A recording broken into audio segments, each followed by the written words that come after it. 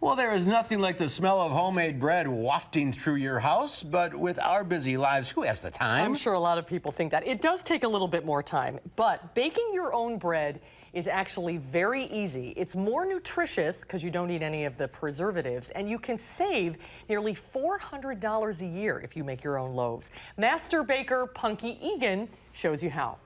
Punky, I have always wanted to learn how to make bread homemade, but I've always been intimidated thinking it's so time-consuming.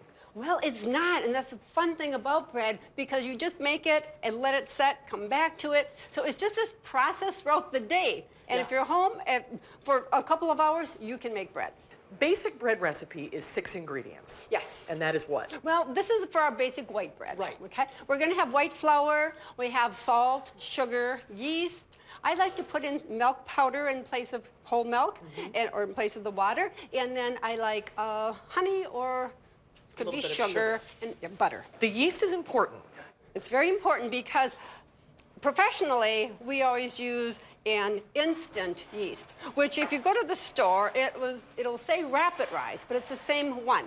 And I like that because I can add this right to the dry ingredients without having to heat up, even though, ignore what it says on the package, so that you can control the temperature of your dough. Okay. It's very important that the dough doesn't get too hot when we're working with it. Today we're going to be making a half whole wheat. Okay. All right, so we have whole wheat flour, and then it's very important for the other part of the flour to be a bread flour. As opposed to all-purpose flour. All-purpose, right. All-purpose is a blend of bread and cake flour. Oh, okay. So it's been formulated so that it makes okay bread and an okay cake. Okay. But I like to use bread flour because it makes a much nicer loaf of bread. And you use unsalted butter. Very important because salt controls the action of the yeast.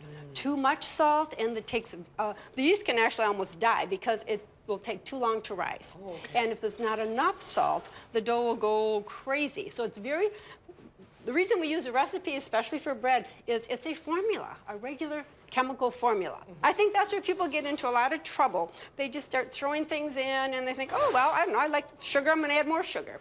And that will affect the yeast also. So you have to be disciplined. Baking, you do. Yes, you do. So you mix it all together, yes, and this is what the dough looks like. Well, you have to knead it, and either by hand, and there's nothing wrong, and especially in wintertime, I kind of like kneading by hand because it's a very nice motion. It kind of warms you up. It's hard work. Okay. And this is what happens after it's been rising for about an hour.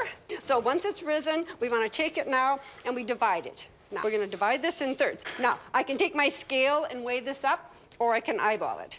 Right? For those out there who like to eyeball, what you want to do when you eyeball, you want to feel too with your hands. And I'm feeling here, and this one feels a little bit larger. So I'm going to take that. Now, what we want to do, we're going to actually, if I looked at it upside down, I am moving the dough to the bottom and making a seam right in the middle of that dough. And as opposed to just rolling it in a ball. If you're rolling the ball, it never gets tight enough. And you need it tight enough so you don't have big holes in your bread when it's baked. Sometimes you see that and you think, oh, what happened there? Well, the dough wasn't shaped tight enough.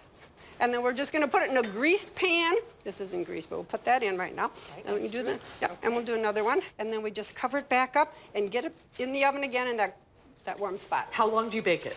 Well, first of all, we want to let it rise again. We're going to proof it for about another 40 minutes. If you don't know your oven temperature, set it for 375 and set your timer for about 20 minutes, and then start looking. You want a really nice golden brown, okay? You don't want a light color because the dough then kind of can sink. But I like this color. I think it's a beautiful color. Okay. So and you can see the nice size of that. It's perfect. So it takes a little time, but it's definitely worth it in the end. Oh, I think it is, and it warms your house up, and it has that wonderful smell. Smells so good. Yes. Punky has 3 different bread recipes posted on our website, channel3000.com. Look for the food and recipes page. And we want to say thank you to the Feed Kitchens on Madison's North Side for sharing their facility. The Food Enterprise and Economic Development kitchens are available for rent by the hour for people that are starting small food-related businesses. We'll be doing more stories on the Feed Kitchen coming up. But, oh, I wish you could smell it. I bet it smells good in there. Aromatherapy. Yeah. Fill your lungs with it.